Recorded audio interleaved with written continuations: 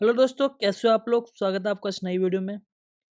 आज के इस वीडियो में हम समझने वाले हैं कि हम रिएक्ट नेटिव समझने में या फिर रिएक्ट नेटिव को सीखने में हमें टाइम क्यों लग जाता है? फेल क्यों हो जाते हैं हम? क्यों नहीं सीख पाते रिएक्ट नेटिव को जल्दी से जल्दी, है ना? बहुत सारे लोग हैं अभी भी मैंने अभी तक 200-250 वीडियोज़ डाले, उनमें मैं एक चीज़ में कॉमन चीज़ जो है वो मैं फेस कर रहा हूँ कि बहुत सारे लोग हैं वो सेम ही टॉपिक पे बार-बार वीडियो माँगते हैं और बार-बार सीखते हैं। ऐसा क्यों होता है? क्यों हम रिएक्ट नेटिव को जल्दी नहीं सीख पा रहे हैं या फिर कोई अदर टेक्नोलॉजी भी अगर हम सीख रहे हैं, कोई अलग प्रोग्रामिंग लैंग्वेज सीख रहे हैं, चाहे वो रिएक्ट नेटिव सीख रहे हैं या फ्लटर सीख रहे हैं या कोई अदर चीज़ सीख रहे हैं, तो वो जल्दी क्यों नहीं हो पाती है? या फिर अगर हम टाइम लगा भी देते हैं, सीख भी लेते हैं, तो ऐसा क्यों लगता रहता है? कॉन्फिडेंस क्यों नहीं आता? इसका रीज़न क्या है?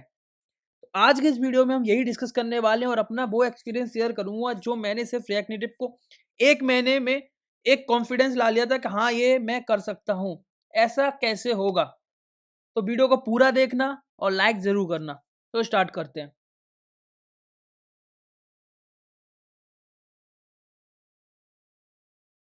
सबसे पहली चीज़, जब भी हमें कोई चीज़ हम सीखते हैं और हमें कॉम्प्लिकेशंस फ़ील होती हैं कि यार ये नहीं होगा, तो हमें यही फ़ील होता है कि मुझसे नहीं हो पाएगा, है ना? सेम चीज़ हम मन में सोचते हैं।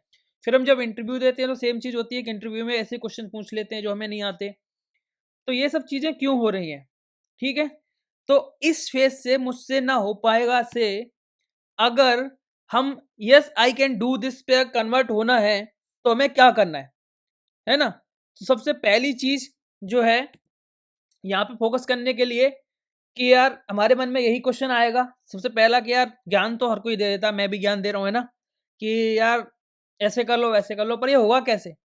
तो सबसे पहली चीज़ होगा कैसे का जवाब है भई कि हमें पता लगाना होगा, स्क्रिप्टिंग करनी होगी अपनी इस लर्निंग की। आप वीडियोज़ देखते हो कहीं पे भी, मूवी देखते हैं हम लोग, वेब सीरीज़ देखते हैं, कंटेंट देखते हैं यूट्यूब पे जो लोग एंटरटेनमेंट का डाल रहे हैं, कॉमेडी डाल रहे हैं, वो क्या है उनमें क्या ख़ास है? हम अपनी अपने से कैसे रिलेट कर सकते हैं उस चीज़ को? क्योंकि वो लोग स्क्रिप्टिंग करते हैं। स्क्रिप्टिंग का मतलब क्या है?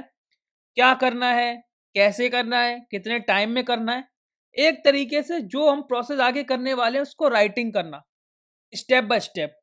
तो सबसे पहले हमें ये भी करना है, हमें ये करना है कि भई हमें स्क्रिप्ट करना है अपनी लर्निंग का। हम टाइम डिसाइड कर लें कि हमें 2 महीने में सीखना है। क्या-क्या चीज़ें करनी है ना? और कैसे करनी है, ये हम आगे डिसाइड करेंगे कैसे, वो अभी मैं आपको आगे बताता हूँ। सबसे पहली चीज़, अगर आप बिगिनर हो, आपको एक चीज़ से बहुत दूर रहना होगा, वो है गिटहब का कोड उठा के सीधा पेस्ट करना। बहुत सारे लोग हैं, जो मेरे वीडियोज़ पे कमेंट में कहते हैं कि यार कोड भी दे दिया करो साथ में, कोड भी दे दिया करो साथ में। आई होप देखो मैं ये चीज़ एग्री करता हूँ कि हेल्प हो जाती है कोड से, बट मैं इस चीज़ का क्या है कि हमेशा एक पॉजिटिव इम्पैक्ट नहीं पड़ता, नेगेटिव क्या है कि हम लोगों को अगर कोड मिल जाता है तो हमारे माइंड में ये चीज़ आ जाती है कि ये कोड मिल गया तो हम क्या करेंगे, थोड़ा-सा देखेंगे वीडियो या फिर थोड़ी-सी हम खुद से कोडिंग करेंगे, बाकी कोड तो है ही, कॉपी पेस्ट कर लेंगे और हो जाएगा। ये चीज़ सबसे पहले हमें अवॉइड करनी होगी अगर हमें प्रो लेवल पे डेवलपमेंट सीखना है। तो कुछ स्टार्टिंग के कुछ टाइम के लिए 1 या 2 महीने के लिए गिटहब को सिर्फ़ हमें यूज़ करना है, अपनी लर्निंग्स को, अपने कोड को अपलोड करने के लिए, ना कि वहाँ से कोड को कॉपी पेस्ट करने के लिए। तो पहला स्टेप यही है हमारी इस लर्निंग के जर्नी का कि भई कोड कॉपी करना बंद करो, कुछ टाइम के लिए। देखो लॉजिक्स कॉपी करना अलग है, देखो जावास्क्रिप्ट के लॉजिक हम कॉपी कर रहे हैं, स्टैक ओवरफ्लो से उठा रहे हैं, वो चीज़ अलग हो गई और पूरा ऐप बना रहे हैं, पूरा कोड का कोड उठा के डाल दिया, सीधी यूआई की यूआई पूरी उठा के पेस्ट कर दी, है ना? ये चीज़ बंद करो। अगर ये बंद नहीं करोगे तो आपका सेम हालत 6 महीने या 1 साल कोडिंग करने के बाद भी वही रहेगा। आपको कॉन्फिडेंस नहीं आएगा क्योंकि आपने एक-एक चीज़ को समझे बिना सीधा कॉपी पेस्ट कर दिया। ठीक है? दूसरी चीज़ आर-एन-डी करनी होगी हमें। आर-एन-डी किस बारे में? हम कोई रॉकेट साइंस तो पढ़ने जा नहीं रहे। नहीं भई, हर चीज़ की आर-एन-डी होती है, चाहे आप रॉकेट साइंस पढ़ो, चाहे आप रॉकेट बनाओ, चाहे आप एक माचिस की तीली बनाओ। हर चीज़ के पीछे एक लॉजिक है, चाहे ऐप बनाओ, चाहे वेबसाइट बनाओ, हर चीज़ के पीछे एक लॉजिक है और वो लॉजिक्स हमें उसके बारे में रिसर्च करनी होगी। वो रिसर्च क्या करनी है, वो मैं आपको बताता हूँ। ये स्क्रीन आप देख रहे हो, इतने सारे ऐप्स भरे पड़े हैं, है ना? ये मैंने क्यों डाले? दुनिया के अंदर करोड़ों ऐप्स हैं। अगर आप उनमें से 15 या 20 ऐप्स को सेलेक्ट कर लो, अपने मोबाइल के अंदर डाल लो और बोलो कि भाई मैं 15 ऐप्स को 10 दिन या 5 दिन तक मॉनिटर करूँगा। कैसे मॉनिटर करना है? पहले दिन आपको ऐप उठाना है एक और उसको पूरा चला के देखना है और आपको जो भी चीज़ें आपको सही लग रही हैं या नहीं लग रही हैं, उसकी जो-जो चीज़ें आप यूज़ कर रहे हो, उन सबको नोट कर लेना है। अब नोट क्या करना है? आपने क्या करा, पहले ऐप उठाया, ओपन करा, फर्स्ट इंट्रो स्क्रीन खुली, तो जब इंट्रो स्क्रीन खुलेगी आपको नोट कर लेना कि इसकी इंट्रो स्क्रीन खुली, ठीक है।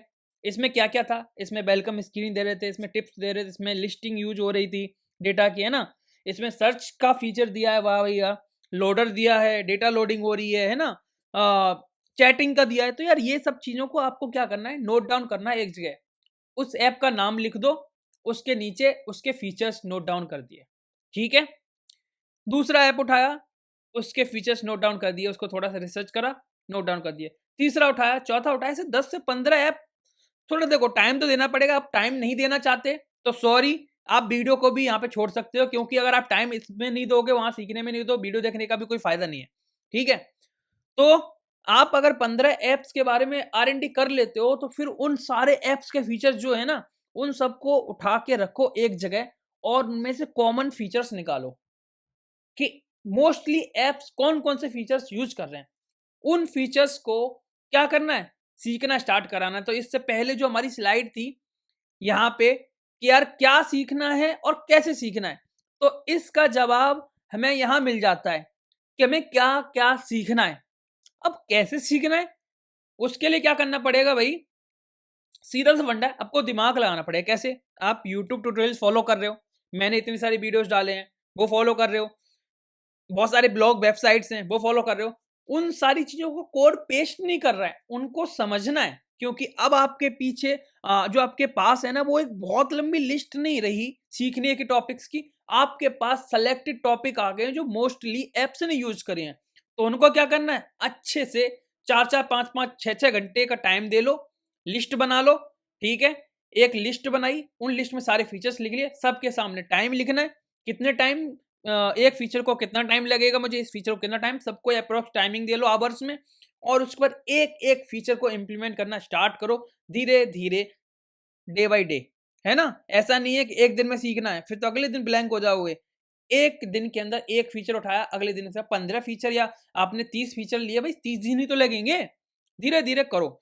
आप जब अपना माइंड यहाँ पे चलाओगे सीखने में और जब चीज़ों को इम्प्लीमेंट करोगे, है ना? तो सारी चीज़ें आपकी लिंक होने लगेंगी। आपके माइंड चलने लग जाएगा कि यार एक ऐप को बनाने के लिए हमें ये चीज़ें चाहिए थी। हम सीख पूरी चीज़ रहे थे, है ना? जो चीज़ ज़रूरी नहीं है हम तो भी वो लिस्ट में, चैप्टर्स में पड़ी हुई हैं, कहीं पे आपने कोर्स देख लिया उसके अंदर पड़ी हुई हैं, आप पढ़े जा रहे हो, टाइम वेस्ट किए जा रहे हो और फिर आप क्या होगा, उनमें से कोई ऐसी चीज़ है जो काम की नहीं थी बट आपका दिमाग हिला रही है और आपको क्या लग रहा है कि हम तो सीख नहीं पाएँगे। तो यहाँ पे ये चीज़ें नहीं करनी है, फालतू चीज़ें नहीं सीखनी है, सेलेक्टेड चीज़ सीखो, एक ऐप बनाना सीखो और उसके बाद क्या करना है भई, जब सारी चीज़ें आपने नोट डाउन कर ली, लिस्ट कर ली, प्रोसेस में डाल दी कि भई अब इनको करना है तो स्टेप बाय स्टेप सारी चीज़ों को कंप्लीट करते चलो, वन बाय वन। अब अगर 30 दिन आप स्पेंड करते हो, 30 दिन गुज़ारते हो इन अपनी लिस्ट पे, तो ज़ाहिर-सी बात है 30 दिन में आप 25 चीज़ तो ऐसी सीखोगे ना, जो आप कॉन्फिडेंस लेवल पे जाओगे क्योंकि 5 से 6 घंटे अगर एक चीज़ को देते हो तो बिल्कुल कन्फर्म करके चलना है, ठीक है? और उसके बाद एक ऐप बनाओ इन सारी लिस्ट को यूज़ करके, जो भी लिस्ट आपने बनाई थी, जो टॉपिक्स आपने बनाए थे, उन सारी चीज़ों को अलग-अलग सीखा आपने। अब उन सब का यूज़ करके खुद से, खुद के माइंड से कोई एक ऐप उठाओ और बनाना स्टार्ट कर दो। ठीक है?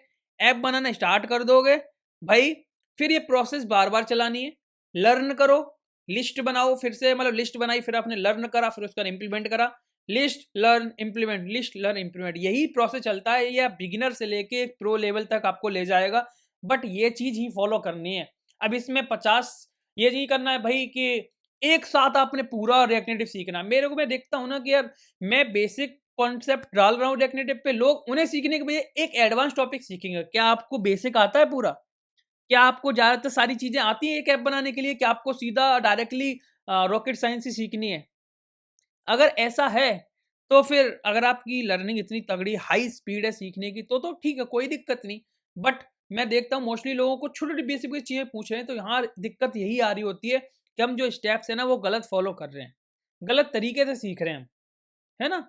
तो ये सब चीज़ें करो भई, और कोड को कॉपी करना सिर्फ़ उस केस में अच्छा रहता है जब हमें चीज़ें आती हैं, हम टाइम सेव करना चाहते हैं, सिर्फ़ और सिर्फ़ टाइम सेव करना चाहते हैं, उस केस में हमें कोड कॉपी करना चाहिए। अदरवाइज़ हमें सीखना है तो कोड को हमें खुद से लिखना चाहिए, और डेली बेसिस पे अभी भी मैं प्रोजेक्ट्स बनाता हूँ, मैं काम करता हूँ, तो मैं कोड अभी भी मोस्टली कोड लिखता हूँ। क्योंकि मेरी हैबिट कोड लिखने की हो जाएगी तो मेरा दिमाग चलने लग जाएगा। मैं चीज़ों को इम्प्लीमेंट करता हूँ, ना कि कोड कॉपी पेस्ट करता हूँ। कॉपी पेस्ट कौन-सा कोड होता है? जैसे मान लो मुझे कोई टाइम या कुछ ऐसा लॉजिक लिखना है जो सिर्फ़ जावास्क्रिप्ट का प्योर जावास्क्रिप्ट है और 5-6 लाइन का कोड है, कहीं से मिल जाएगा, मैंने कॉपी पेस्ट कर लिया। बट मैं किसी ऐप का फीचर बनाना चाहता हूँ, तो वो ऐप का फीचर अगर गूगल पे अवेलेबल है तो मैं सीधा कॉपी पेस्ट नहीं करूँगा। उसका वीडियो देखूँगा, उसको सीखूँगा, फिर मैं खुद से करूँगा।